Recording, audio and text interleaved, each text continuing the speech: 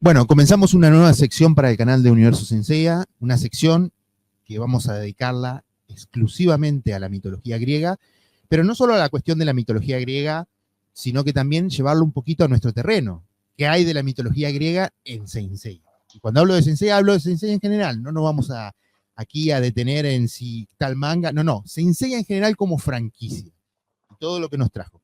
Así que para empezar este camino, este nuevo recorrido en Universo Senseiya, tengo aquí a mi hermano Pollux.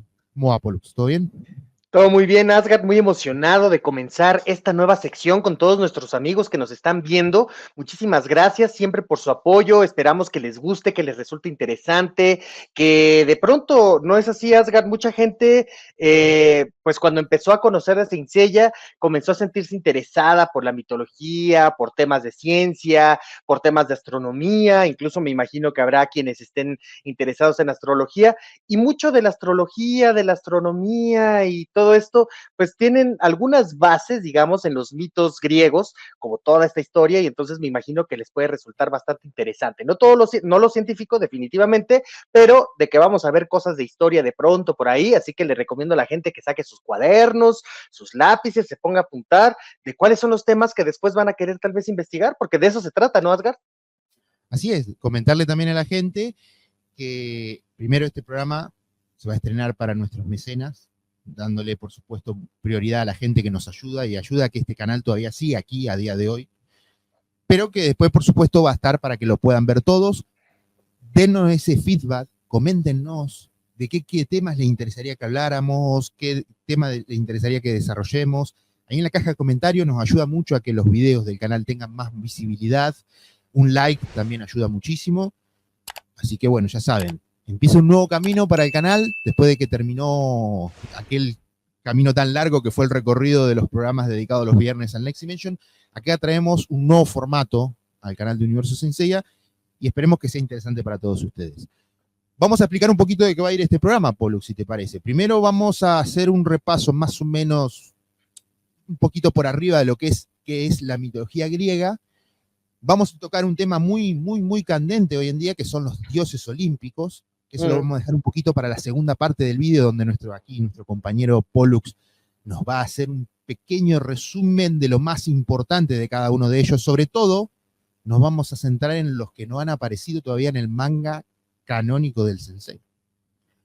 Pero bueno, ya vamos a llegar a eso. Antes de todo esto, decirles que Pollux aquí nos preparó, y esto va a ser ya un clásico de esta sección, un pequeño diagrama donde nos vamos a ver de qué va a ir todo esto que vamos a tratar en este programa. Así que, Pollux, esto es todo tuyo. Claro que sí, Asgard, pues por supuesto, pues como ustedes se les estaba diciendo hace unos momentos, esto va a ser primero una introducción, porque todo el mundo hablamos de mitología, decimos los términos mitos, pero muchas veces no nos queda claro qué es la mitología griega o no nos queda o sea, si se le pregunta a alguien, no necesariamente va a saber responder. Entonces vamos a hacer como este repaso previo, como esta introducción, como bien dijo Asgard, y bueno, tenemos una agenda de cuáles son los temas que vamos a ir desarrollando a lo largo de esta primera parte de este programa. Y bueno, como pueden ver, en el punto número 1 vamos a ver qué es la mitología griega, qué es la mitología grecorromana particularmente, porque sabemos que eventualmente los mitos griegos fueron absorbidos de alguna manera por el pueblo romano. Entonces, algunos de esos mitos nos llegan en su forma romana. La parte 2 se va a referir cuál es la definición y la clasificación de los mitos. Así es, cada mito se puede ir clasificando, ya saben que a los humanos nos encanta hacer esa clase de cosas, y después viene una definición acerca de cómo son los dioses en la mitología griega en el punto número 3. Y bueno, para finalizar en esta primera parte de la introducción, en la parte 4 vamos a hablar de lo que es la religión griega, cuál es la definición, cuál fue su zona de influencia, cómo se hacían los relatos, cuáles son los antecedentes de estos relatos y de esta religión, y por supuesto, ya como un extra, les vamos a estar hablando de cómo podemos abordar el estudio de la mitología griega y cómo se ha ido abordando a lo largo de los siglos, porque algunos empezaron desde el siglo -4 antes de Cristo y algunos fueron hasta el siglo XIX. Entonces, pues esta es la agenda, espero que les parezca interesante. Nos vamos rápido para que ustedes no se aburran y por supuesto porque ya vieron que bueno, pues los temas están larguitos. ¿No te parece, Asgard? Vamos a empezar preguntándonos qué es la mitología greco-romana. Bueno, Como principio decirte, Polus, que si hablamos de la mitología griega, que vamos a tratar de aplicarlo siempre a esta palabra, pero está bien que se diga mitología greco-romana, y ya vamos a hablar del por qué, pero la mitología griega es un conjunto fascinante de historias, leyendas y mitos de los antiguos griegos que crearon para explicar el mundo que los rodeaba. Siempre tengan en cuenta esto, porque muchas veces ellos, estas narrativas, estas historias que se transmitían a nivel oral, al principio por lo menos, eran para explicar fenómenos que para ellos todavía eran inexplicables. Estas narraciones no solo describen las hazañas de los dioses, los héroes, sino que también reflejan las creencias, los valores y la cultura de la antigua Grecia, o como ellos mismos se autodenominaban, helenos, que es una palabra que también tenemos que rescatar, porque cuando hablamos de Grecia es una palabra más moderna para referirse a la gente que vive en esta zona del mundo, pero ellos se consideraban sobre todo helenos. Tal cual, de hecho, los propios griegos se refieren, de la actualidad, se refieren a sí mismos como helenos. Y para complementar lo que acaba de decir Asgard, justamente es importante decirles a todos ustedes que la mitología como tal es el estudio de los mitos, pero también el conjunto de los mitos. Es decir, es válido decirle mitología al estudio, o sea, lo que es la disciplina de estudiar los mitos griegos, pero también al conjunto, al cuerpo, digamos, de todos esos mitos y de todos esos relatos que generalmente tienen un valor ejemplar también. O sea, no es explicar, pero en muchas ocasiones también viene con un valor ejemplar histórico, tiene, como bien dijo Asgard, cuestiones reflejadas de los valores, cuáles son los intereses de las personas que nos están contando estos relatos y por qué nos lo están contando. Hay muchísimo que vamos a irnos adentrando poco a poco, estamos empezando, estamos metiendo el pie apenas en lo que es ahora sí que el agua, ¿verdad? De lo que vamos a estar viendo. Y bueno, esta clase de relatos ya eran reconocidos por personajes pues casi mitológicos también, Asgard como Homero o como Platón, ¿no? O sea, esta clase de mitos les permitían a ellos también, a su vez, pues obviamente reflexionar con algunas de las personas o contar historias, en el caso de Homero, pero bueno, ya sabemos que Homero puede ser o no puede ser, y no estoy hablando de Homero Simpson. Sí, hay un detalle muy particular, y esto lo hablábamos un poco también fuera de micro cuando estuvimos preparando todo esto de este programa, la cuestión de Homero, y hay que decir que aunque mucha gente tal vez no lo sepa, actualmente los historiadores consideran que es un poco difusa la cuestión de si fue realmente una persona real o realmente fue un invento de los propios griegos o de los propios helenos de la época, ¿no? Crear un mito de una persona que relata también mitos, ¿no? Muy al estilo griego, ¿no? Todo muy al estilo griego. Actualmente hay que decir que no está claro, y esto te lo puede decir cualquier historiador que tenga muchísimo más nivel incluso que nosotros, que solo somos aficionados al mundo de la mitología griega, que no está del todo claro, a pesar de que se intenta, se estudia, se buscan tener más hallazgos de este tipo de culturas de aquellas épocas para poder llegar un poquito más a tener más conocimiento de cómo era todo aquello. Pero el caso de Homero, bueno, está ahí en un limbo, digamos. Es una cuestión común, sobre todo en esta clase de relatos y de libros, porque, o sea, ya vamos a entrar sobre cuál es el valor en la literatura y en cuanto a lo que es el valor religioso que tienen las obras de Homero para los griegos o que lo tuvieron en algún momento dado, pero es muy común encontrar que, por ejemplo, se atribuyan ciertos libros antiguos a ciertos personajes y que no exista una certeza académica, histórica, comprobable que esos sean los autores. Es como los primeros 5 libros de la Biblia, por ejemplo, lo que se le conoce como la Torá, que pues obviamente está atribuida a Moisés. Sin embargo, pues nadie está seguro de que así sea. O sea, se le atribuye a Moisés como una, pues digamos, como un acuerdo canónico, como un acuerdo académico, como un acuerdo entre un pacto, digamos, entre caballeros histórico para ya no estarnos volando la cabeza, pero lo más probable es que los relatos de los 5 primeros libros de la Biblia no los haya escrito una sola persona, sino que los haya escrito muchas personas y que de pronto pues se lo atribuyen y se lo achacan a Moisés, ¿no? Lo mismo sucede con Homero. Claro, mucho de esto en la Grecia antigua se daba porque los primeros relatos venían digamos, se transmitían de manera oral. Entonces, juntar todos esos conocimientos que venían llevando de generación tras generación se trasladaba a algo escrito. Y muchos historiadores creen que se le daba forma tratando de dar la idea de que había alguien detrás de ese escrito, que era alguien que yo lo había escrito hace muchísimo tiempo. Y ese puede ser el caso de Homero. Exacto. Y eso que acabas de mencionar nos da paso para la siguiente diapositiva, precisamente porque vamos a hablar de qué son los mitos. Y justamente una de las cosas que nosotros tenemos que empezar a comprender acerca de los mitos es que son estos relatos con valor moral e histórico, pero que inicialmente se transmitían, como bien, muy bien lo dijiste, de manera oral, ¿no?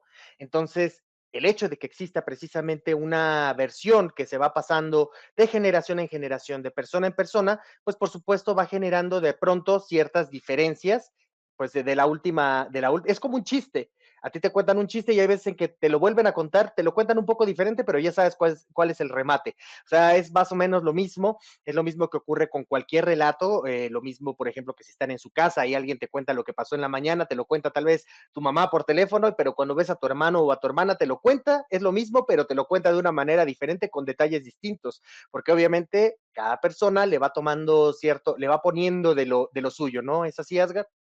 Así es, hay que decir que esto de qué es un mito proviene también de porque los valores con el tiempo iban cambiando. Lo que un griego de tal época lo veía de una manera, tal vez 200 años después ya no era lo mismo para esa misma comunidad. Habían cambiado los Exactamente. valores de alguna forma. Entonces esto se veía reflejado también en los relatos, en los mitos. Exactamente, porque aunque estamos acostumbrados a que la antigüedad parece como que transcurrían largos periodos de tiempo, y es correcto, transcurrían largos periodos de tiempo en lo que todo parecía, o sea, todo parecía permanecer de la misma manera, en realidad habían tiempos de muchísimos cambios. Entonces, los mitos, entre otras cosas, también lo que nos van haciendo es contarnos la historia de cómo ha cambiado la realidad de esa sociedad que nos lo está contando. Entonces, al principio teníamos tal vez a unos dioses con ciertos atributos y de pronto esos dioses ya eran los malos o eran los que terminaban aprisionando y llegaban unos nuevos dioses. Se les ocurre, por ejemplo, les suena el relato, por ejemplo, de los dioses primigenios en donde existe Urano y de pronto llegan los titanes y asumen el control. Bueno, pues eso, todo eso es un relato que en el trasfondo te está hablando de cambios sociológicos hacia los lugares en donde se estaban contando esos relatos, en donde se tenían esas creencias. Y por lo tanto es muy complicado por la propia naturaleza de estos cambios que eran sobre todo pues digamos, eran orales, que estos se hubieran pues concentrado, condensado en un libro, como nosotros estamos acostumbrados a pensar en una escritura sagrada como la Biblia, ¿no? O sea, la Biblia tiene un montón de libros en donde hay libros históricos, hay libros poéticos, hay libros proféticos, entonces hay libros de la ley, ¿no? Hay diferentes tipos de libros que están condensados en un solo libro, la Biblia, que es, por eso le dicen el libro de libros, ¿verdad? Porque justamente es esa recopilación que se dio a alguien a la tarea de ponerlo todo junto para convertirlo en un texto sagrado. Esto no existe en el mundo griego, aunque ciertamente hay algunas obras que tienen un valor religioso importante. Así es, ya vamos a estar llegando a eso y tenemos no solo este programa, sino muchos programas por venir donde vamos a expandir muchísimo más. Si te parece, pasamos a la siguiente.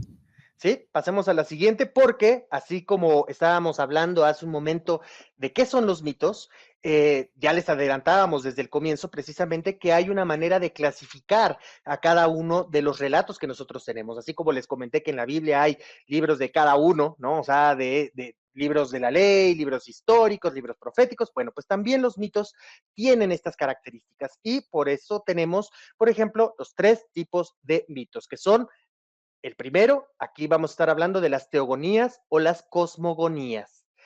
Bueno, las teogonías o las cosmogonías, como su nombre lo indica, precisamente se trata de todos esos relatos que hablan sobre el nacimiento, ya sea del universo, en el caso de las cosmogonías, o de los dioses, en el caso de las teogonías. El relato, por ejemplo, del nacimiento de Zeus, de Hades y de Poseidón, por ejemplo, de su madre Rea, de todo el drama con Cronos, ¿no? Todo esto es una teogonía, ¿no? Pero si, por ejemplo, estamos hablando del momento en cómo se crea la Tierra, en cómo se crea la humanidad, estamos hablando de una cosmogonía. ¿Por qué? Porque estamos hablando del génesis del cosmos, ¿no? Y, por supuesto, hay que tomar en cuenta que para la antigüedad el universo no era el espacio, ellos no tenían esa concepción. Para la gente de la antigüedad, el universo era la Tierra, lo que ellos veían y lo que ellos conocían. Eso era el universo. Lo que alcanzaban a percibir con los sentidos básicos. Y la Exacto. idea es justamente clara y aquí es donde volvemos a lo que dijimos hace un rato. La mitología griega abarca también el conocimiento que ellos mismos tenían del mundo que los rodeaba. Y ellos se hacían las mismas preguntas que nos hacemos hoy en día, porque a pesar de que nos creamos muy avanzados, hay preguntas que son inherentes al propio humano, ¿no? Exactamente. ¿De dónde viene este mundo? ¿Cómo se creó este mundo donde yo vivo? Ajá, Este ¿por qué funciona universo. así? Claro, son preguntas básicas y los mismos helenos de aquella época también se las hacían. ¿Y cómo lo Ujú, resolvían? Bueno, buscando un poco de estas leyendas, de estos mitos, tratar de dar explicaciones a todo esto, ¿no? De alguna manera. ujú. Sí, esto finalmente eran preguntas que en algún momento dado quizá el ser humano, antes de, pues digamos, de asentarse en un pueblo, porque obviamente saben que pasamos por una etapa de nomadismo, habían ciertas creencias, pero fue hasta el momento en que convertimos empezamos a crear la civilización. Civilización viene de civis, que significa ciudad. Hasta que empezamos a asentarnos en pueblos, es cuando empieza a nacer realmente una verdadera economía, un sistema económico, y con eso vino a su vez también con una estratificación de la sociedad en donde se empiezan a repartir precisamente los roles dentro de ella, y para eso surgen los sacerdotes, para explicar, para responder estas preguntas, porque obviamente la gente que estaba sembrando, la gente que se dedicaba a la casa, las mujeres que estaban quizá, por ejemplo, criando a los niños, pues no tenían tiempo para meterse en estas cuestiones tan filosóficas y tan profundas, y bueno, pues para eso teníamos a los sacerdotes, que pues para eso los teníamos, ¿no? Y ese es un Bueno, detalle muy interesante antes de pasar al siguiente, que sí, para los griegos, para los antiguos helenos, filosofía y ciencia eran lo mismo. Y eso exacto. es un detalle que más adelante trataremos porque también tiene cuestiones muy interesantes. Bastante interesantes. Pero bueno, pasemos al segundo tipo de mitos, que son las escatologías. Bueno, en cuanto a lo que es la religión griega, la mitología grecorromana como tal, no tenemos realmente relatos escatológicos. La escatología se refiere a todos aquellos mitos referentes al fin del mundo. ¿Sí? Entonces, realmente el mundo griego no era tan pesimista, por ejemplo, como quizá los nórdicos que tenían el Ragnarok, como eventualmente, por ejemplo, los cristianos tienen el Apocalipsis, como de alguna manera los judíos, por ejemplo, tenían el advenimiento, por ejemplo, de un Mesías, ¿no? Que iba a venir a terminar con los tiempos. Es decir, no existen estas profecías del final del mundo. Entonces, estamos mencionando las escatologías como parte del estudio de los mitos, de cómo los podemos nosotros clasificar, pero digamos que en el mundo grecorromano nos vamos a brincar esta parte por completo, Asgard. Así es. Hay que decir que lo más cercano a ello, que tampoco lo es, son las épicas batallas entre los dioses, los titanes, que podrían haber llevado a la destrucción del mundo que ellos Uh -huh, conocían, uh pero que -huh. no son en sí, como nosotros los conocemos, el fin del mundo, en otro tipo de relatos de otros pueblos o religiones. Exactamente. O sea, sí pueden haber relatos en donde decían, hombre, se van a levantar los titanes, se van a escapar, o los gigantes se van a escapar y van a destruir todo el Monte Olimpo, pero necesitas la ayuda de ese personaje que se encuentra allá. Eso no es un relato escatológico, aunque definitivamente el cosmos está en peligro, ¿no? Pero no es una profecía, no es un relato que te adelante o que esté hablando de que en algún momento va a llegar el final del mundo, como hablamos del Ragnarok o el propio Apocalipsis. Ujú. Bueno, y pasamos a lo que es la parte número 3, o bueno, la clasificación, la tercera clasificación, que en este caso son las etiologías. Y bueno, las etiologías son aquellas que tratan de explicar al universo cómo es decir, lo que estábamos hablando hace rato. ¿Por qué el sol sale de un lado y parece que se mueve por el cielo y llega hasta el otro lado? ¿Por qué en el invierno hace frío y no hay flores? ¿Y por qué cuando hay primavera hay flores y hay mucho sol? Toda esa clase de mitos en donde se explica esto de una manera poética, por qué existen los árboles que parece que están llorando, por qué las ranas hacen ese ruido, por qué las arañas tejen un hilo de seda. Todo eso son mitos etiológicos, disculpen, etiológicos. Te explican el mundo, la naturaleza del mundo. Entonces tenemos los que nos explican el principio del mundo, el nacimiento de los dioses, los que nos narran y nos tratan de explicar, pues digamos, la física, de alguna manera, de cómo funciona el mundo, y están las escatologías, que son las del fin del mundo. Pero en el mito grecorromano no es así. Y en cuanto a las etiologías, pues hay muchísimos relatos de esos, ¿no, Asgard? Así es. Solo por nombrar uno, después ya lo dijimos, en futuros programas tendremos mucho más de análisis de distintos tipos de relatos de la mitología griega, pero por ejemplo, la cuestión de por qué los griegos percibían o cómo explicaban el cambio, por ejemplo, entre el invierno y la primavera. Y esto está relacionado a algo que tiene que ver con el Hades, ¿no? O sea, Sí, para ellos esa era la exactamente. explicación, digamos. Ya la vamos a expandir, no se preocupen, ya vamos a estar hablando de todos estos relatos. Ujú. Bueno, es importante que tomemos en cuenta que los mitos griegos, ya como lo hemos dicho previamente, son relatos que también cuentan sobre momentos históricos y de alguna manera nos sirve como un reloj histórico también que nos va midiendo el paso del tiempo. Y es por ello que estos van cambiando conforme pasa pues, las eras, conforme van pasando, van teniendo estas diferencias. Son reflejos de momentos históricos, como la llegada de un nuevo grupo de migrantes, por ejemplo, como les decía hace rato, que imponen sus creencias, su visión a un pueblo que someten y que estaba establecido previamente en la misma región. A eso vamos a entrar un poco más al rato, pero es importante que lo tengan en mente como parte de digamos, de la naturaleza de los propios mitos. Por ejemplo, el relato del paso de los titanes a ser derrotados por los dioses olímpicos precisamente reflejan la llegada de una tribu que tenía a Zeus, por ejemplo, o a Poseidón como sus dioses principales, pero derrotaron a un pueblo que adoraban a Cronos y al resto de los titanes como sus dioses. Entonces, lo que ocurría en aquel entonces, una naturaleza humana que ustedes van a estar viendo muy, si ustedes se ponen a leer historia en cuanto a lo que son las migraciones, es que el pueblo que llegaba, generalmente como no era un pueblo muy civilizado, al principio imponía imponía sus creencias de alguna manera, pero a partir de una segunda generación intentaban asimilarse con el pueblo previo que tenía una civilización, que tenía una cultura.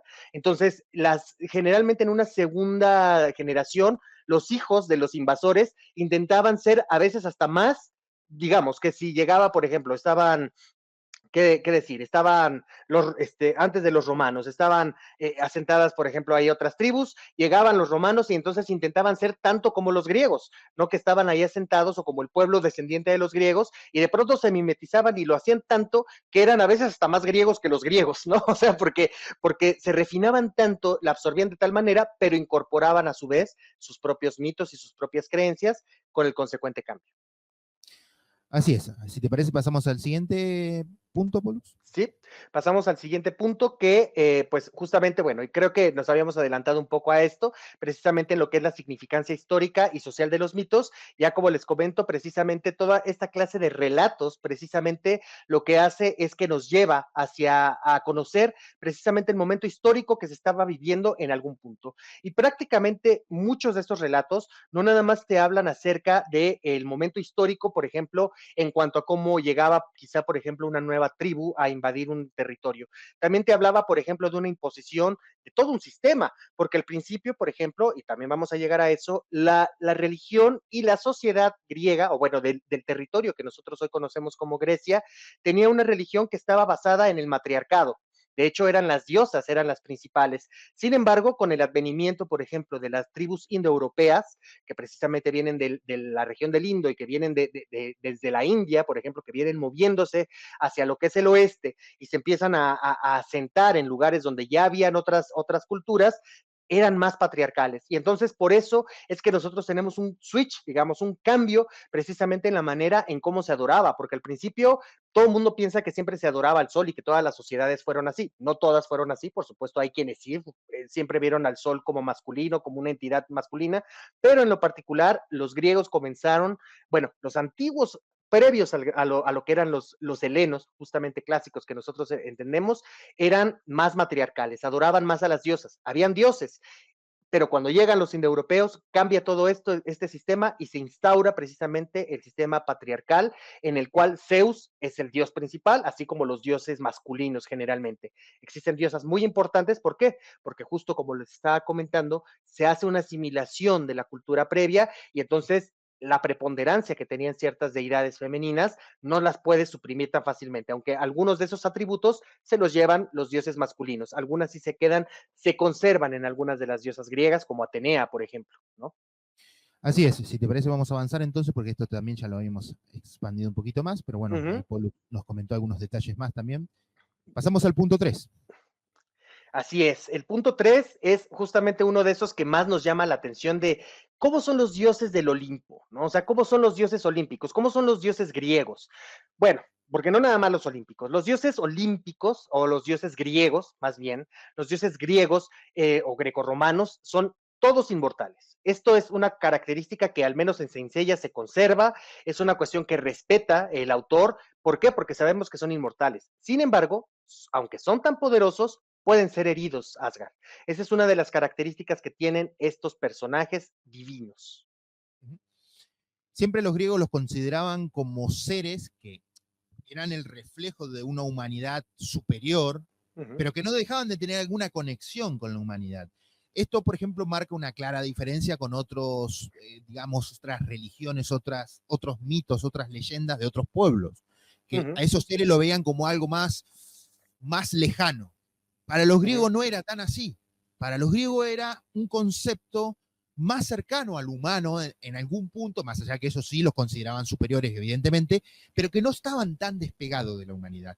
Y esto es algo que siempre marcó la diferencia en las culturas helénicas y grecorromanas, a diferencia de otras culturas. No lo hace ni mejor ni peor, pero sí lo hace diferente. Sí, el concepto es diferente y bueno, tal como el ser humano, por ejemplo, ellos también tienen, bueno, tienen una especie de sangre, ellos no sangran como los seres humanos, ellos lo que hacen, más bien lo que tienen es un líquido que se llama icor, ¿no? El icor que era pues una especie de líquido azulino, dicen algunos relatos que era un líquido azulino, y era resultado, digamos, de su divinidad, era el símbolo de su divinidad. Por eso se dice sangre azul y se considera que es azul, y de ahí proviene precisamente el hecho de que, como ustedes saben, muchas de las pues digamos, de las monarquías, sobre todo de origen europeo, aunque también este fenómeno se ve en todas partes del mundo antiguo y también del Nuevo Mundo, justamente se decía que eran descendientes de los dioses, y por lo tanto se les dice muchas veces que es gente de sangre azul.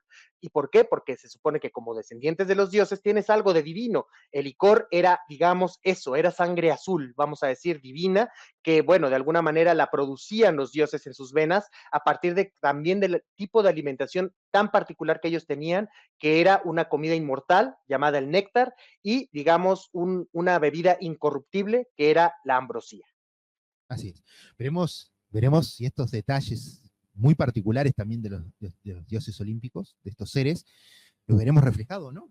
Porque en el manga canon del maestro Kurumada, porque de momento poco se ha explorado de cómo es la vida de estos seres, ¿no? Porque está bien, conocemos a Atena, hemos visto el cuerpo original de Hades, hemos visto por lo menos el espíritu de Poseidón, ahora tenemos a Artemisa y Apolo, pero no hemos visto mucho más allá del trasfondo de ellos, ¿no? Exactamente. Y solamente eso sí, decirle a la gente, por si tiene curiosidad, el concepto de icor ya se ha explotado dentro de la franquicia en lo que es el episodio G. Ustedes Exacto. ahí pueden exactamente ver precisamente lo que es el icor. De hecho, sale el icor de Atena en algún momento, el icor de otros personajes que son los titanes. Y creo que medio se menciona un poco en The Lost Canvas, pero se ha explotado mucho más en el episodio G. Así Y es. bueno, solamente una cosa más, Asgard, complementar que todo esto aparentemente se ha respetado de alguna manera dentro de la franquicia, y como otra característica más o menos humana que tienen los dioses griegos es precisamente sus características psicológicas. Son personajes muy pasionales, odian, aman, desean, celan, se vengan, son caprichosos, se equivocan, a veces intentan ser justos, y todos ellos se han conformado en una especie de sociedad, sobre todo a partir de los olímpicos, en donde hay un rey al que todos sirven, entonces tienen una estructura básicamente humana, ¿no? O sea, es una reproducción de cómo vivían los seres humanos con un rey en aquellos tiempos, ya cuando se instaura la monarquía, por supuesto, el despotismo y demás, pero hay una organización en donde todo el mundo sirve a un líder, ¿no? Entonces, hasta en eso, los dioses conservan esas características humanas en los mitos grecorromanos. Así es. Si te parece, pasamos al siguiente punto. Claro que sí. Bueno, pues justamente era lo que estábamos diciendo, son inmortales, pueden ser heridos, esto es algo que nosotros igualmente también ya hemos visto a lo largo del manga. En este caso, bueno, pues ya lo hemos visto más de una vez, ya sabemos que se puede herir a Hades, el propio Hades recuerda en algún momento dado, sobre todo al principio del Next Dimension, que el Pegaso de la era mitológica, bueno, de la guerra anterior, ya se habían encontrado, y en algún momento durante la etapa clásica, el propio Hades recordaba que algún santo de Atena lo había herido en alguna ocasión. Pero esto no es exclusivo, obviamente, de Saint Seiya ni de Next Dimension, Asgard también. Tenemos ejemplos de este tipo en el propio mito griego. Así es. Y esto es un buen detalle de lo que uno espera que digamos, conocer un poco más del trasfondo de estos seres, que no dejan de ser, como bien dijo Pollux hace un ratito, un reflejo también propio de la humanidad. Y este detalle de que el cuerpo original de Ade haya sido herido por un humano, demuestra lo que eran o cómo los veían los helenos. Algo, como bien decía yo, no tan lejano al propio humano. Sí, más divino que el humano, claramente, un ser más elevado, pero no dejaba de ser un reflejo también. Algo que caracterizaba mucho a las creencias que tenían estos helenos. Vamos a avanzar un Exactamente. poquito más. Sí, avanzamos. Bueno, ahí está lo que habíamos dicho de licor. Ahí lo que ustedes pueden ver es precisamente digamos, una urna en el episodio G en donde se encuentra el licor de Atenea, ¿no? O sea, la sangre divina de Atenea se encuentra ahí y, bueno, por supuesto, tiene cualquier cantidad de características que se ajustan también al relato que está, en este caso, hablando del episodio G, tiene ciertas características. Los invitamos a que lean el manga en algún momento dado y que le presten atención a todo eso. La ambrosía y el néctar, que son precisamente la clase de alimentación que ellos llevaban, y que de alguna manera, en algunos puntos, se intenta explicar que la base precisamente de la inmortalidad de los dioses radicaba en el hecho de poder consumir esto. El ser humano como tal, Asgard tenía prohibido poder comer ambrosía y néctar. Esto estaba exclusivamente dedicado a los dioses. Y de ahí hay algunos otros mitos que se desprenden, como el el jardín de las Hespérides, precisamente que se relaciona, por ejemplo, al dragón Ladón, que eventualmente se convierte en la constelación del dragón, ¿no? O sea, ahí hay algunos relatos en donde precisamente en ese jardín de las Hespérides estaban precisamente los frutos que estaban dedicados a los dioses, que eran como ambrosía, y donde estaban los néctares de los dioses, que la madre tierra le había dado como regalo, entre otras cosas, a Zeus y a Hera en su boda, ¿no? Entonces, se dice en algunos mitos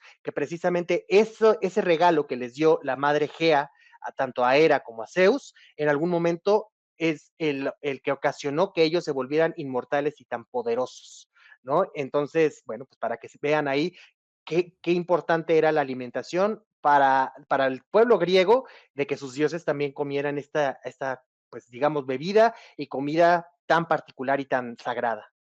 Hablando de la madre Gea, ¿no? Decir que también es otro personaje mitológico que también vimos aparecer en el episodio G. Tanto en el episodio G clásico, que ya se lo nombraba y se la veía, como ahora, hace unos días que ya trajo algo de revuelo en las redes sociales del fandom de Sensei. Pero bueno, ya hablaremos de este personaje de Gea con más tiempo. Vamos a seguir Exactamente. avanzando. Vamos a seguir Sí. avanzando. Y bueno, pues últimamente aquí, como se los comento, los dioses y sus características humanas, tenemos que alejarlos completamente de las características de lo que es un dios, del cual nosotros estamos acostumbrados, pues porque la mayor parte de nosotros hemos vivido en el mundo occidental, que está, digamos, permeado sobre todo por una visión judeocristiana de la divinidad, ¿no?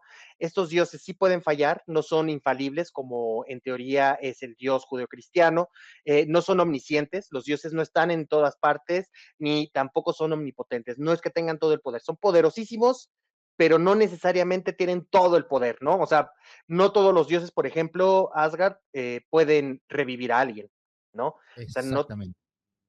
no tienen esa potestad.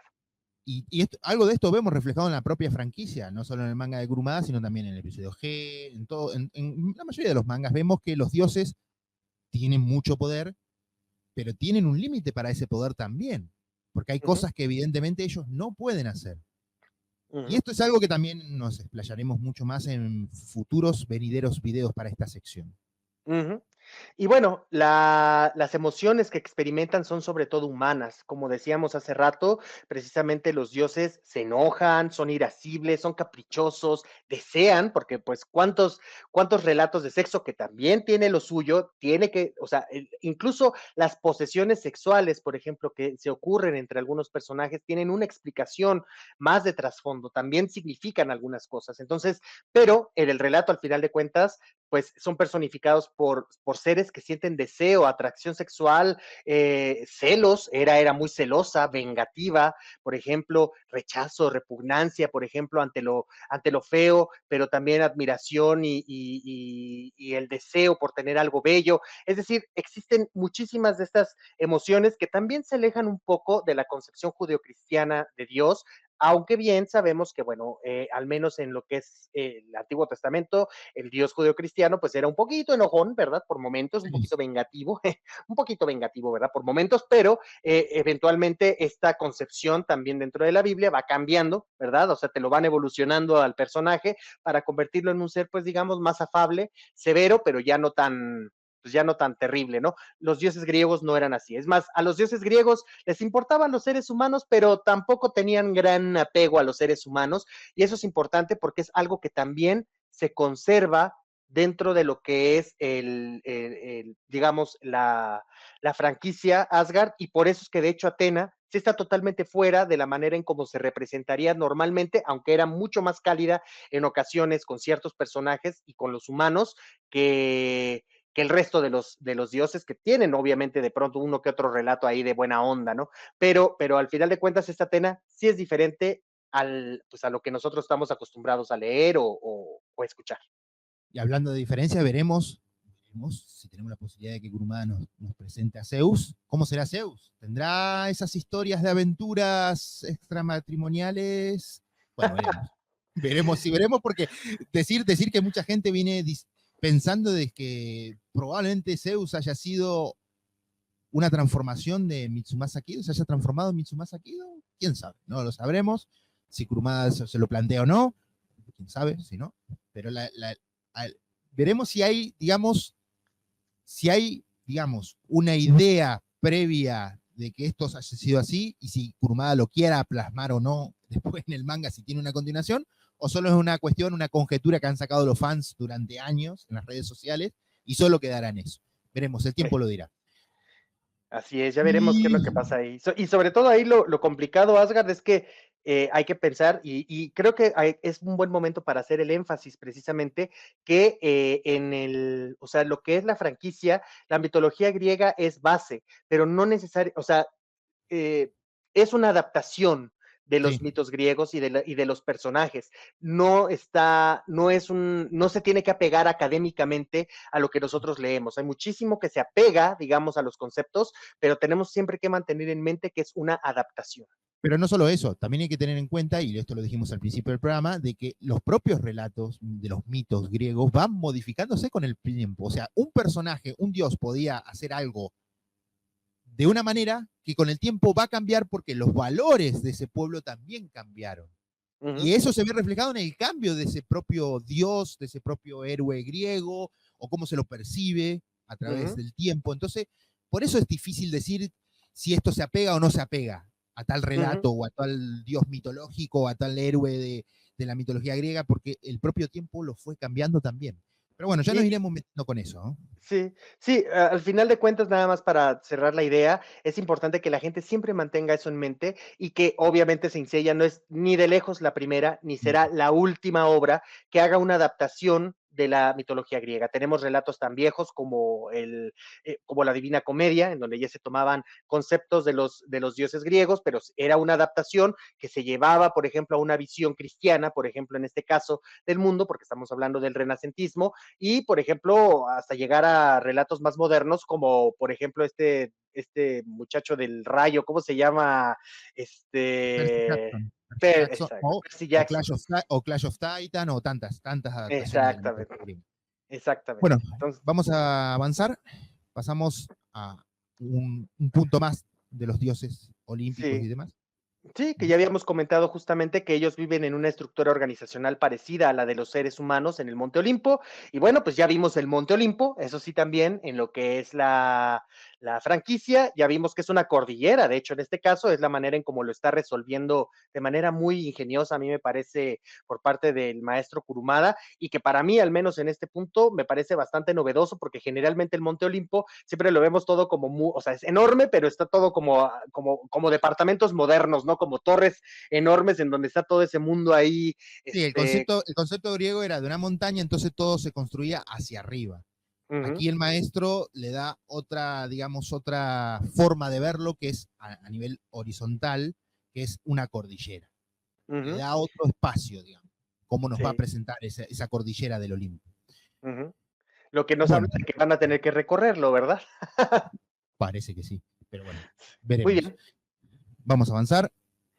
Ok, pues vamos a hablar acerca del área de influencia de la cultura y de la religión griegas, ¿no? Esto es importante. La concepción de religión no es una que existiera como tal en el mundo griego y que va más allá, por cierto, el mundo griego va más allá de la península helénica, como pueden ustedes ver en el mapa. La misma, o sea, como hemos dicho, se fue conformando con la unión de la concepción de aquellos pueblos griegos, ya establecidos en dicho lugar y que luego algunas tribus indoeuropeas que emigraron desde el norte les sometieron.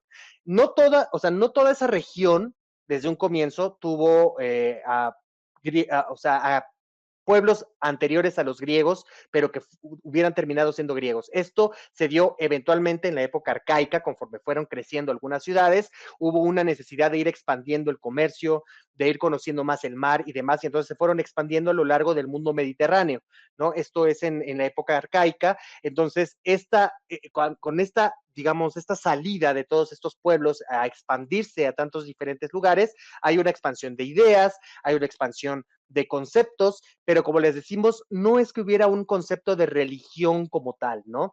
Es una cuestión distinta incluso a algunas religiones orientales, a religiones africanas, como por ejemplo la de los propios egipcios que hace rato mencionó este Asgard, ¿no? Pues obviamente es una religión politeísta, tenemos más de un dios, y bueno, no existían dentro de lo que era la religión, o bueno, los principios religiosos griegos, una cuestión como nosotros tenemos que eran los dogmas de fe, ¿no? O sea, eso no existía. Tenemos a dioses que son además advocados. ¿Qué significa esto? Los dioses advocados son esos dioses que están, digamos, destinados a una cierta tarea. Tenemos al dios de las artes, pero es un dios que se dedica a las artes, y ya están las musas, pero hay un dios que es el patrono de las artes, hay un dios que está dedicado, digamos, que es el rey de la muerte, hay otro dios que es el de los mares, hay otro dios que es el del fuego, hay otro dios que es el del sol, otro de la luna. No era como en la religión de nosotros, que no necesariamente es que todo sea de Dios, pero digamos, había en cuestiones, ¿saben a qué se parece más al concepto actual de los santos y de las vírgenes? ¿No? O sea, por ejemplo tenemos un santo, por ejemplo, como San Antonio, ¿no? Que muchas personas dicen, es que San Antonio es el santo que me va a ayudar a conseguir marido, ¿no? Bueno, pues esa clase de función en el mundo griego, en la religión griega, la tenía, por ejemplo, tal vez Afrodita, o tal vez la tenía el propio Eros, ¿no? O algún otro personaje. Entonces, es importante que nosotros mantengamos eso en mente. Ya que hablamos de la religión, y para avanzar un poquito más, Uh -huh. vamos a la religión propiamente griega, ¿no? Uh Porque -huh. justamente de lo que estás hablando es de cómo era esta religión griega, cómo lo podríamos ver desde este punto de vista actualmente si lo quisiéramos comparar con alguna de las religiones actuales, ¿no? Uh -huh. Exactamente. Algunas otras diferencias que, por ejemplo, nosotros podemos encontrar precisamente en lo que es el mundo griego, es que, a ver, aquí va a ser importante. Habían sacerdotes, ¿ok? Sí habían sacerdotes en la época helena, pero en realidad los individuos que se dedicaban a eso, sacerdotes y sacerdotisas, también había, pues aunque no lo crean, prostitución también dedicada a los dioses. Existía esa clase de dedicación y nosotros lo hemos visto en innumerables películas, ¿no? Que de pronto dicen, ve al oráculo y te vas a encontrar a la sacerdotisa o te vas a encontrar al sacerdote. Sí, sí existían esos seres, esos personajes que estaban dedicados, que estaban consagrados a los dioses, pero eran pocos, no era como una orden, como nosotros lo entendemos, que es herencia, digamos, de las religiones hindúes, por ejemplo, de sacerdotes como los budistas o como los sacerdotes católicos. No existían órdenes así, o sea, allí el que se dedicaba a eso eran generalmente individuos raros, y es importante también comentarles que a diferencia, por ejemplo, de lo que ocurre, por ejemplo, con nuestra religión, en donde nosotros le pedimos favores a Dios, generalmente le pedimos que por favor nos proteja, que por favor nos cuide. De alguna manera ese temor es como hablarle a un papá. ¿no? Estamos hablándole a un papá, para los católicos, por ejemplo, quizás se refieren a la Virgen como su madre y demás. Entre el pueblo heleno esto tampoco existía, esta concepción. En realidad, los ritos, la mayor parte de los ritos que existían era para congraciarse con los dioses, porque eran, nadie podía saber qué esperar de los dioses, Asgard. Entonces la Buscaban, gente, digamos, para darle una idea a la gente, también lo que buscaban eran favores por parte de ellos. exacto. Y sabes, sobre todo, intentar que no les cayera mal, ¿sabes? O sea, decir, está bien, tal vez Apolo no me va a ayudar, pero con que no le caiga mal, ya, está, ya estamos del otro lado. Ya Porque salgo si, ganando, ya salgo ganando. exacto, porque donde le caiga mal, me cae a mí la peste, ¿no? O sea, eso era sobre todo la visión del mundo griego de los dioses. O sea, no era tanto pedirles a ellos favores, sino intentar mantenerlos quietos, calmados y a favor de ellos, al menos que tengan una buena opinión de mí. Bueno, ya vamos a estar expandiendo mucho más esto de la religión propiamente griega. Dejamos acá algunos antecedentes para que vayan viendo también. Y vamos a pasar al punto final, para ir cerrando, que aquí es donde Pollux se va a lucir un poco. Para ir Bueno, pues aquí básicamente lo que vamos a ver es precisamente la manera en cómo nosotros vamos a abordar, cómo se pueden abordar precisamente los mitos griegos y cómo los ha ido abordando el hombre a lo largo de los últimos tiempos, ¿no? Existen diferentes corrientes de pensamiento, entre otras existe el alegorismo, que es precisamente el que dice que todos los mitos son una metáfora de las cosas, que en muchos sentidos tiene razón. Vamos a irnos enterando que en ocasiones como que todos tienen una cierta parte de verdad, aunque de pronto si lo llevas muy lejos, no necesariamente vas a estudiar la riqueza de todo lo que el mito te puede dar, ¿no? Pero en muchas ocasiones, por ejemplo, si dicen, no, bueno, pues es que si dicen que hay un carro en donde que va recorriendo de un lado al otro el cielo, pues es una alegoría del movimiento del sol. Sí, así es. Esa es la manera en cómo nosotros podemos explicar precisamente ese relato. Hay una alegoría al respecto.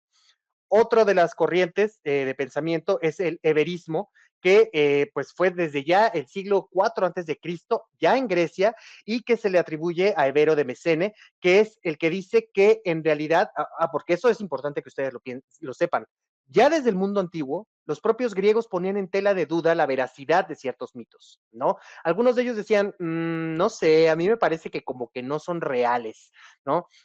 Y Vero justamente decía eso, que los dioses en realidad no eran dioses como tal, sino que eran relatos de seres tan notables, de personajes tan notables, que a medida que iba pasando el tiempo, entre la concepción del pueblo y de la gente, los iban ascendiendo a ser deidades, ¿no? Entonces, de eso se trata el everismo. También existe el simbolismo, que, bueno, esto es sobre todo ya algo que propuso Kreutzer en el siglo XIX y que habla de que en realidad todos los mitos son en realidad un metalenguaje de verdades religiosas. Esto es un poco confuso, por supuesto, pero más o menos lo que te está queriendo decir es que en realidad los mitos tienen un cierto valor filosófico, teológico, espiritual, pero que no todo el mundo estamos llamados a entender. Y que entonces, en realidad, lo que son los mitos es como una especie, una suerte de código, de lenguaje, digamos, como con algo de hermetismo, de secretismo, Asgard, en el cual solamente los sacerdotes se entendían entre sí. Y que eran verdades que la gente no estaba destinada a saber. Bueno, por supuesto también existe el racionalismo, que es aquella, pues digamos, esa corriente de pensamiento que dice que los mitos parten de un hecho real.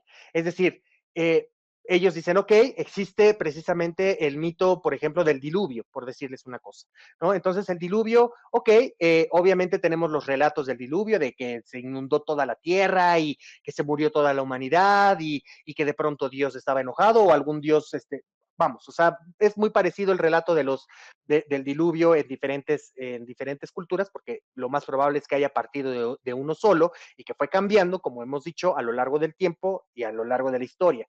Bueno, pero algunos científicos o algunos estudiosos de la historia consideran que estos mitos parten de algún lugar y entonces empiezan a averiguar en dónde fue el diluvio y entonces se encuentran que entonces en la media luna fértil, en algún punto de la antigüedad hubo una inundación tal que destruyó muchas ciudades porque entre el Tigris y el Éufrates se echaron toda la gente que vivía allí y como ellos vivían en casas de barro, pues imagínense, se destruyó todo y entonces como les comenté hace rato, para ellos el universo era lo que ellos conocían. Entonces, si se destruían todas las ciudades que ellos conocían, pues había sido el diluvio universal. ¿Por qué? Porque su mundo se había destruido.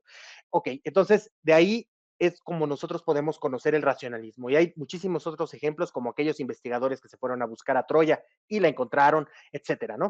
Hay otra corriente de pensamiento que es la hermenéutica, que es también del siglo IV antes de Cristo y pues está atribuida a otro griego que es Paléfato y que justamente dice que los mitos parten de personajes reales, pero que son una exageración. La hermenéutica en este punto es un poquito más, ¿cómo decirlo?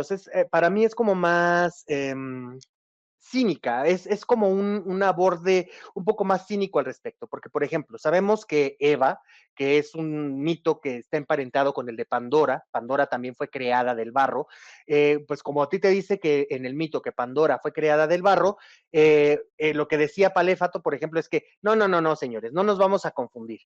Pandora sí existió, pero era una señora que se ponía mascarillas de lodo y era muy millonaria, por eso tenía su caja y tenía muchas riquezas.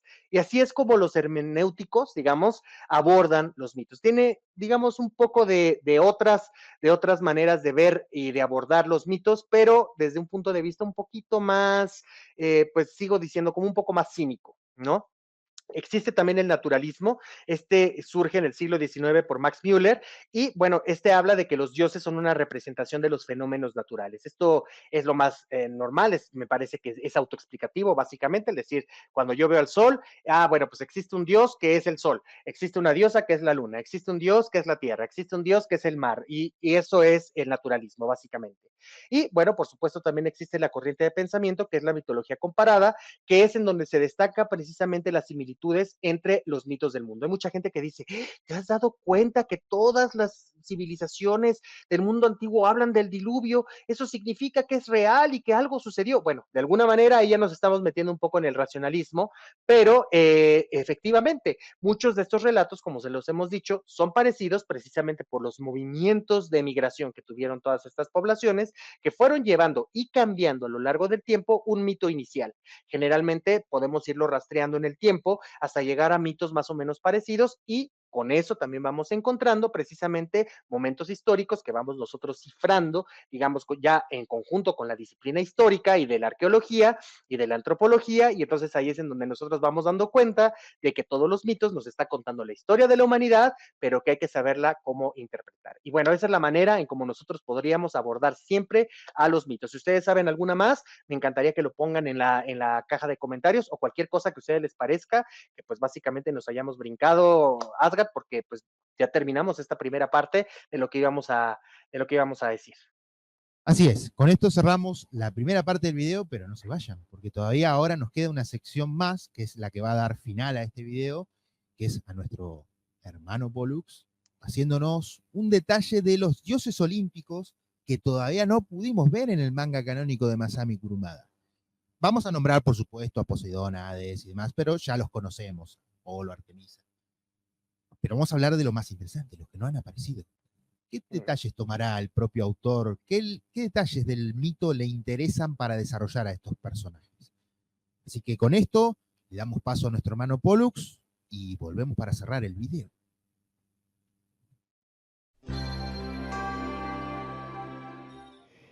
Zeus es la divinidad principal de la mitología griega. Era llamado el dios del cielo y del trueno.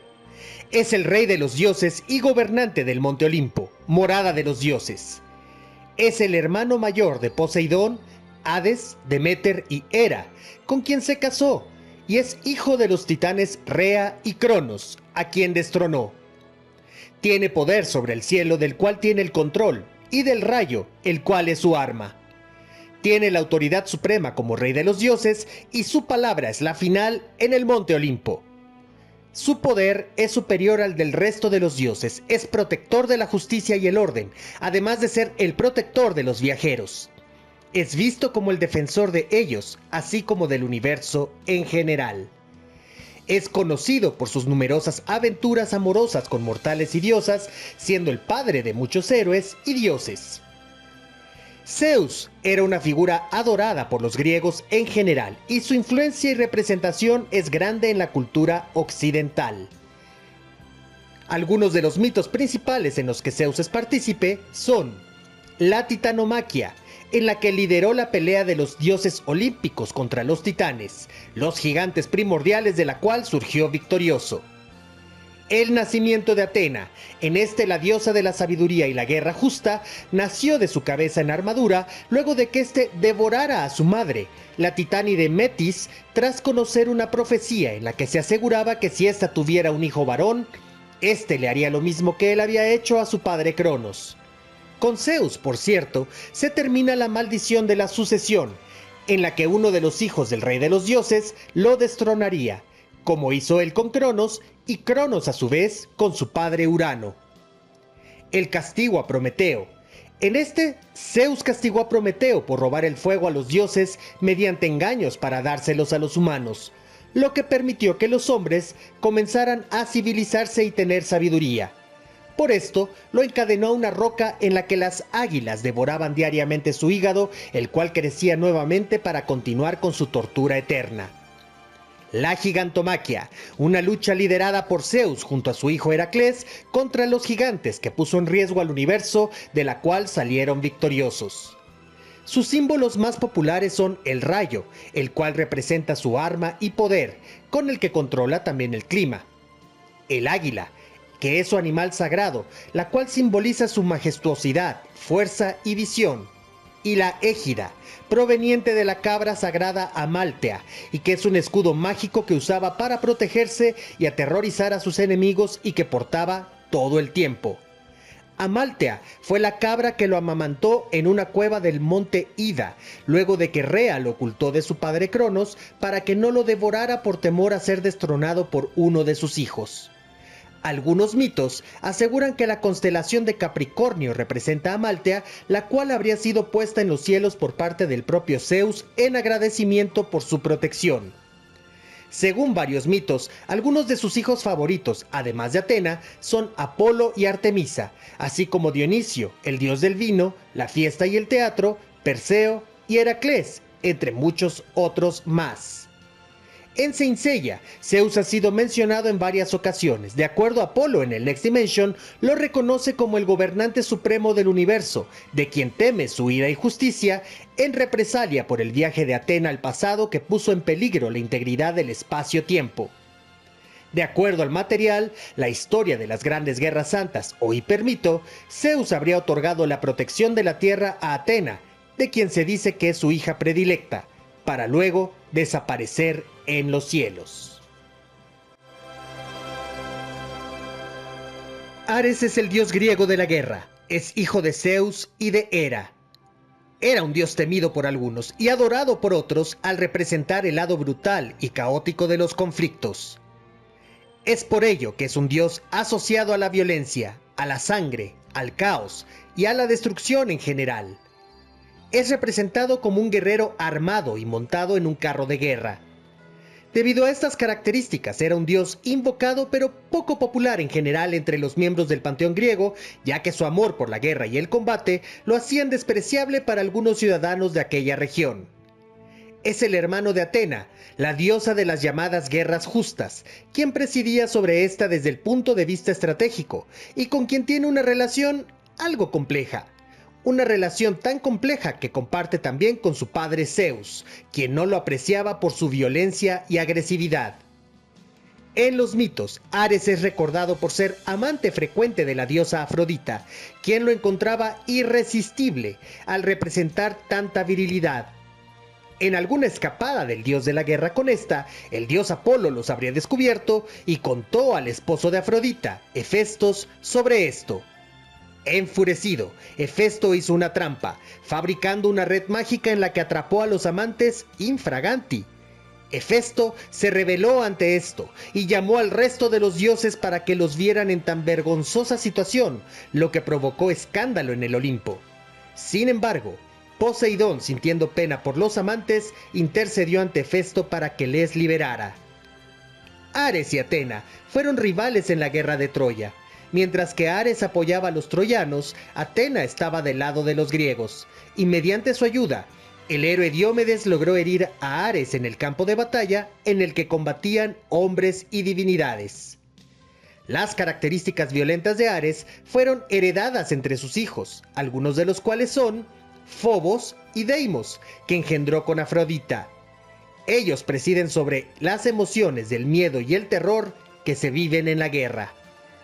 Además de Afrodita, Hera y Atena, otras diosas están asociadas a él como Ker o las Keres, que son espíritus de las muertes violentas y de la destrucción de la batalla.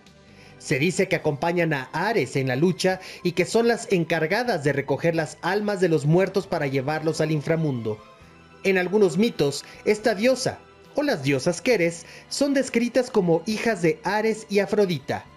La otra diosa es Eris, diosa de la discordia, la rivalidad y la contienda. Es una diosa que es llamada hermana o compañera del dios de la guerra y se cree que es la que incita a Ares a la batalla y a la violencia. El color rojo, símbolo de la sangre, es asociado a menudo con Ares y sus animales sagrados son los perros, que simbolizan la ferocidad y la lealtad en la batalla, los cuervos, un animal que presagiaba la muerte y la destrucción en la guerra, así como el buitre, por su presencia constante en los campos de batalla, al cual se le veía como un ave de mal agüero, por alimentarse de los muertos en la batalla, por lo que profanaba a los cadáveres de los guerreros.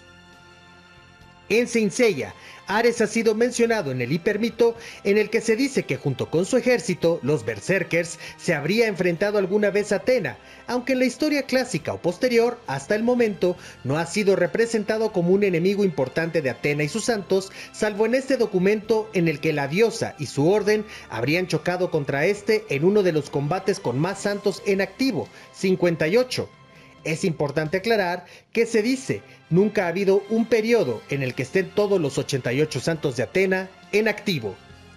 Ares ha sido mencionado, así como su ejército, en algunos spin-offs de Saint Seiya, como el episodio G, Saint Yasho y particularmente The Lost Canvas.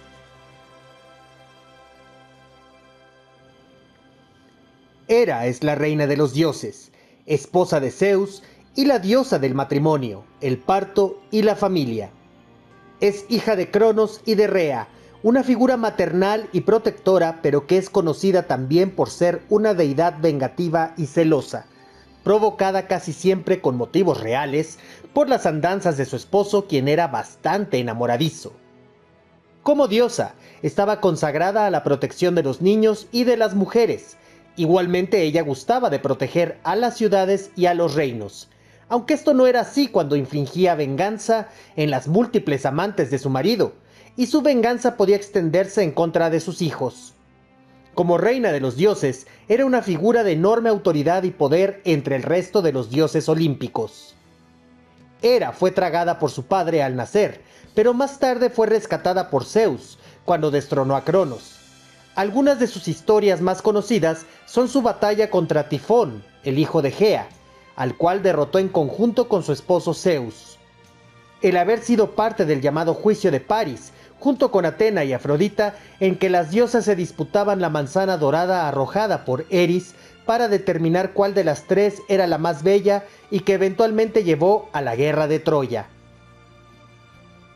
Pero sin lugar a dudas, son sus historias de venganza contra diferentes amantes de Zeus, como Leto, la madre de Apolo y Artemisa, Io o Semele, entre las más importantes, pero la más grande es su venganza contra Heracles o Hércules, que se cuentan entre las más famosas. Pese a que Heracles llevaba ese nombre en honor a Hera, esta nunca perdonó ni a Zeus ni al semidios esto, y lo llevó a la locura que provocó que el héroe matara a su familia, por lo que tuvo que pasar 12 pruebas para expiar sus pecados. El pavo real es su animal sagrado y su símbolo más conocido, y el cual explica los aparentes 100 ojos en el plumaje del animal, pues los habría puesto ella así, en honor al gigante que le habría ayudado a vigilar a Io, una de las amantes de Zeus, que fue rescatada por Hermes, eventualmente, y quien habría matado a este gigante hijo de Gea. Hera hasta el momento no ha jugado ningún papel relevante en los mangas canónicos de Saint Seiya ni en sus spin-offs. Hermes es uno de los dioses del Olimpo, hijo de Zeus y Maya, hija del titán Atlas. Es conocido por ser el mensajero de los dioses, y es el guía de las almas de los muertos hacia el inframundo. Era un ser de mucha velocidad, con gran agilidad, reconocido por su inteligencia y astucia, características que le ayudaban mucho en su papel de heraldo de los dioses. Era el dios de los viajeros, de los ladrones, los atletas, los pastores y los oradores. Asimismo, desempeñaba un papel de protección para todos los comerciantes, particularmente los que viajaban. Entre sus mitos principales se encuentra la rivalidad que mantuvo con Apolo por ser el mejor músico. En una competencia divina, ambos dioses tocaron música para determinar el resultado.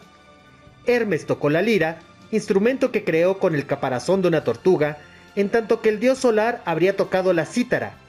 El ganador resultó ser Apolo, pero la música de Hermes le habría conmovido tanto que éste habría terminado convirtiéndose en su amigo. La rivalidad con Apolo se basa en que éste representa a la razón y a la perfección, en tanto que Hermes es la astucia, la velocidad y la versatilidad. Sus mitos en conjunto destacan cómo estas características aparentemente contrarias pueden complementarse. Hermes tiene símbolos muy reconocibles como el caduceo, un bastón con dos serpientes entrelazadas que simbolizan la comunicación, la negociación y la sabiduría. Las sandalias aladas que le daban su velocidad y agilidad, así como su capacidad para volar, su sombrero alado, llamado pétaso, que le protegía del sol y de la lluvia en sus múltiples viajes. Los animales asociados a él son las tortugas y las serpientes. Hermes no ha aparecido en ninguno de los mangas canónicos de Saint Seiya y ha sido mencionado únicamente hasta ahora en el spin-off Re-Rise of Poseidon. Hefesto es el dios del fuego, de la forja, los herreros, las fraguas, los volcanes, la metalurgia, la artesanía y la invención. Su gran regalo divino le permitía crear objetos maravillosos y complejos. Era conocido por ser un dios poco agraciado físicamente e incluso sufría de una discapacidad al ser cojo. Pese a sus defectos, era el esposo de la diosa más hermosa y deseable de todas, Afrodita. Es hijo de Zeus y de Hera, quien al ver al recién nacido tan poco agraciado decidió arrojarlo del monte Olimpo, lo que provocó su cojera. En algunos mitos, el infante fue recogido por las ninfas del mar, Tetis y Eurínome, quienes lo rescataron y criaron. Hefesto era tan vengativo como su madre y decidió regresar a su hogar inventando un trono fantástico que regaló a la reina de los dioses, quien quedó atrapada en él. Hera exigió que la liberaran y llamó a los dioses para que la ayudaran a salir de la trampa, pero era imposible. Fue con la intervención de Dionisio, que emborrachó a su hermano para llevarlo al Olimpo, el que logró negociar la liberación de su madre. Pero Hefesto puso algunas condiciones: habitar en el Olimpo y casarse con la diosa Afrodita. Renuentemente todos aceptaron y Hera finalmente salió de la trampa, aunque su relación con su hijo nunca fue la mejor. Hefesto se ganó el favor de su padre Zeus al crear en su forja el magnífico rayo, que el rey de los dioses usa como arma y que lo hace supremo entre todos ellos. Bajo encargo de su padre, Hefesto creó a Pandora, la cual regaló junto con una caja que no debía de abrirse y que era una trampa para Prometeo, quien había robado el fuego de los dioses para dárselo a los hombres. El astuto Prometeo no se dejó engañar y rechazó el regalo, pero su hermano Epimeteo se había enamorado de ella y decidió casarse con esta.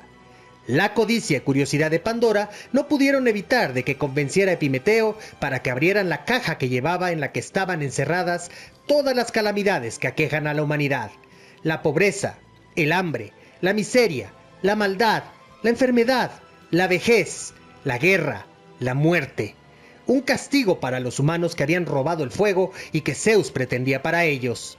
Al final, solamente quedó la esperanza, para algunos efímera, que es la que acompaña a los hombres cuando afrontan las más grandes desgracias. Pese a que Atena y él tenían una relación de respeto, una vez Hefesto intentó abusar de ella. Sin embargo, ella lo rechazó, pero fruto de este intento nació Erictonio, quien eventualmente fue un rey poderoso y justo de la ciudad de Atenas. La diosa decidió adoptar al niño y siempre mantuvo una relación más o menos buena con el dios de las forjas. Su animal sagrado era el cerdo, posiblemente por su asociación con la fertilidad y la abundancia, y sus símbolos eran el martillo, la fragua, el yunque, el fuego y los volcanes.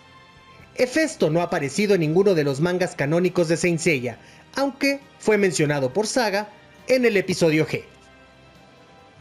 Afrodita es la diosa del amor, la belleza, el deseo sexual y la pasión. Es conocida por su extrema belleza y su capacidad para inspirar el deseo entre los dioses y los mortales solo con mirarla. No solo eso, Afrodita es una diosa que goza del amor y es capaz también de despertar la más grande de las lujurias en los corazones de los hombres y las mujeres. Debido a esto, también está relacionada a la fertilidad y se cree que ella es la diosa que puede dar a las mujeres la abundancia. Afrodita no es tímida y usa sus encantos para lograr sus objetivos y caprichos, por lo que tiene una enorme habilidad de seducción. Es tenida como una deidad sumamente poderosa y se cree que es capaz de hacer que la victoria llegue a aquellos que la invocan, así como la fama. Aunque otra de sus características es el hecho de ser una buena madre, por lo que también es una diosa que protege a los hijos de sus devotos.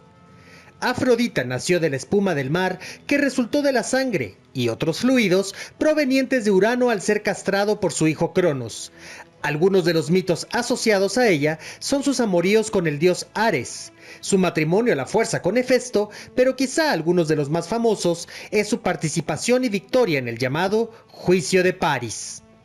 Esto ocurrió durante las bodas de Peleo y Tetis, padres de Aquiles, al que asistieron todas las deidades menos Eris, que no fue invitada.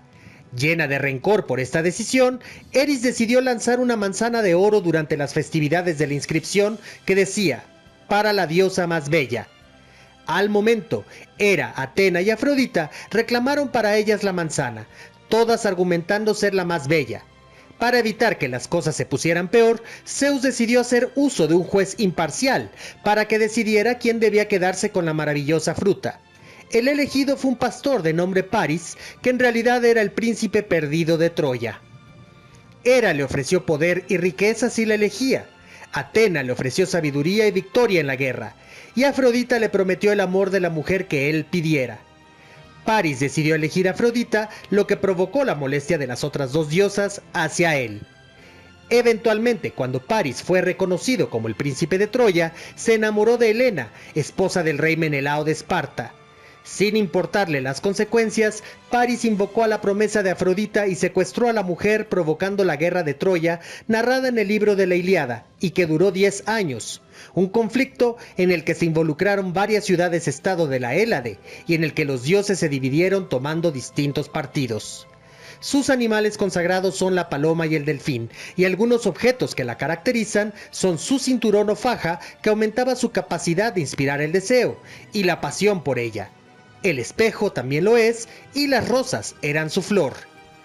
Pese a que el 12º santo de oro, el de Piscis, lleva su nombre, la diosa no ha aparecido en ninguno de los mangas canónicos o spin-offs de Saint Seiya.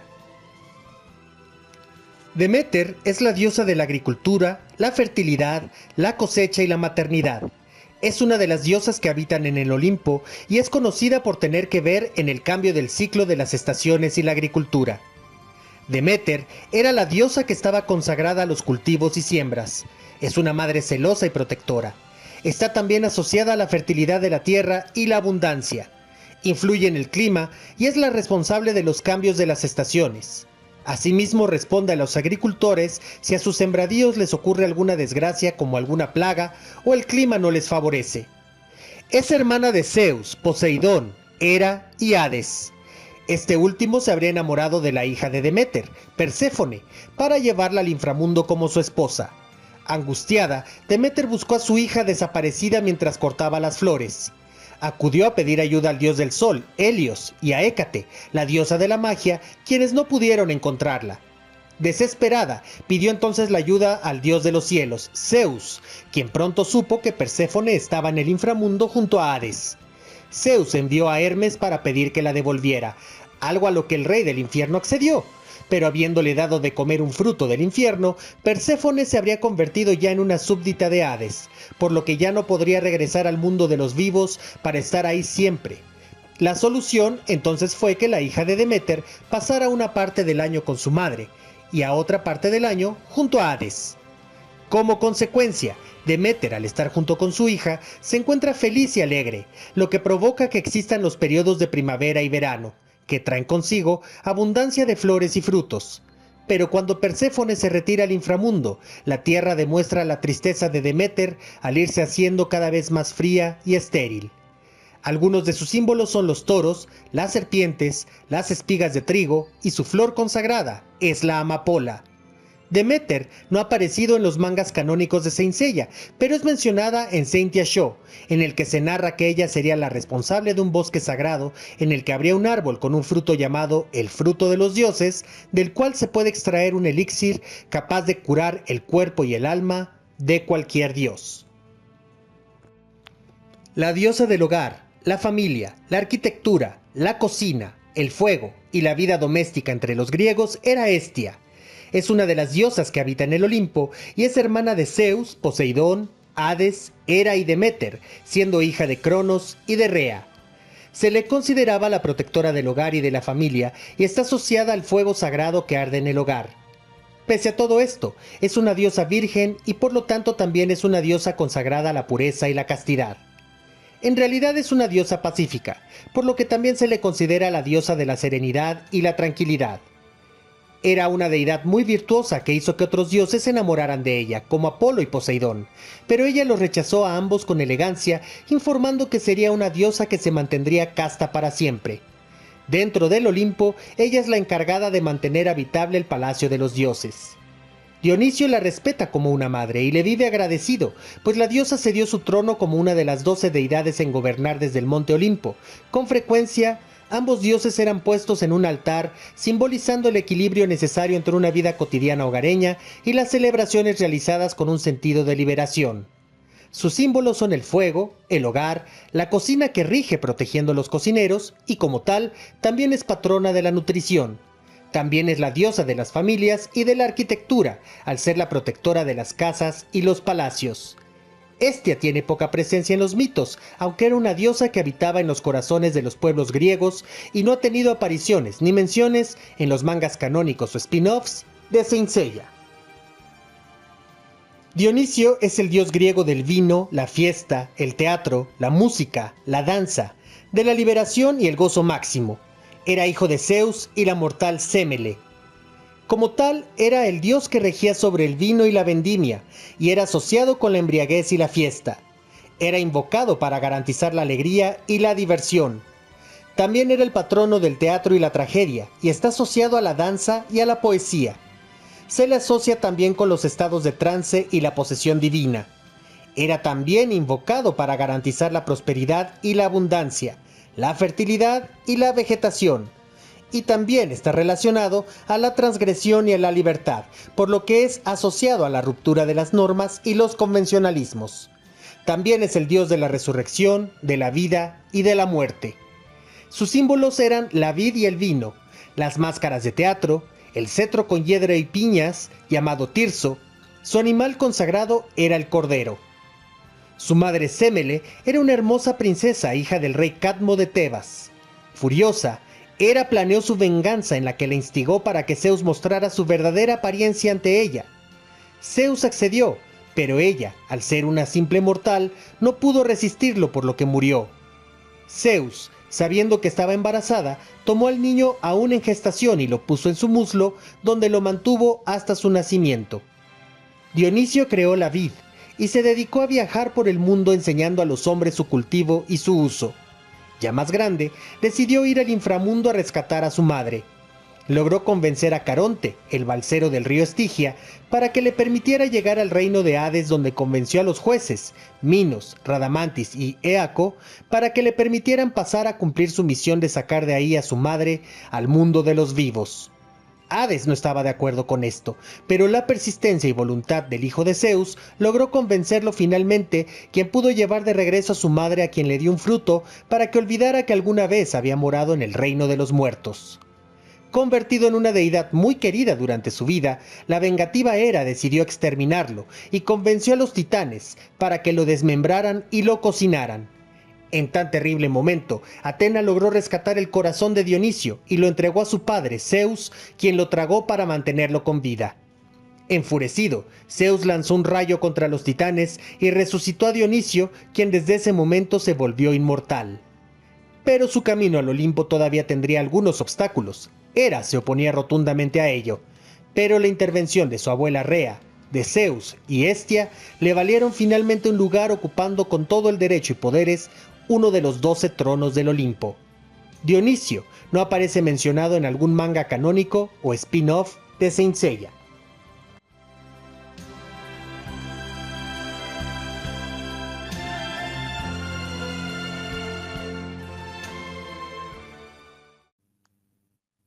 Bueno, ahí terminamos con la sección de los dioses olímpicos y con esto vamos a ir cerrando, Pollux.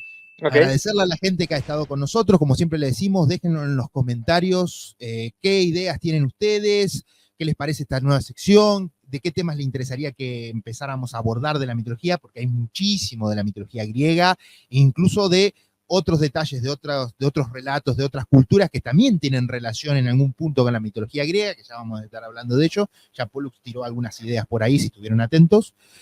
Así que bueno, esta es la nueva sección para el canal de Universo Saint Seiya. No va a tener una fecha exacta en la cual van a estar estos videos, pero siempre vamos a estar avisando con tiempo para que los mecenas sepan que van a tener un video 24 horas antes del estreno, para que después lo pueda ver todo el resto de nuestro público también. Así que, Pollux, y dejar que te despidas. Pues agradecerle a la gente y agradecerte también a ti, Asgar, y por supuesto a Carlos, que tengamos este nuevo espacio. Por supuesto a la gente que está haciendo todavía posible que este proyecto siga adelante, que nos encanta nosotros traerle esta clase de cosas. Y por supuesto a la propuesta, al espacio, y por supuesto que me encanta estar hablando de esta clase de cosas. Ya se dieron cuenta que tanto Asgar como yo somos ahí medio fricoides de esta clase de situaciones. Entonces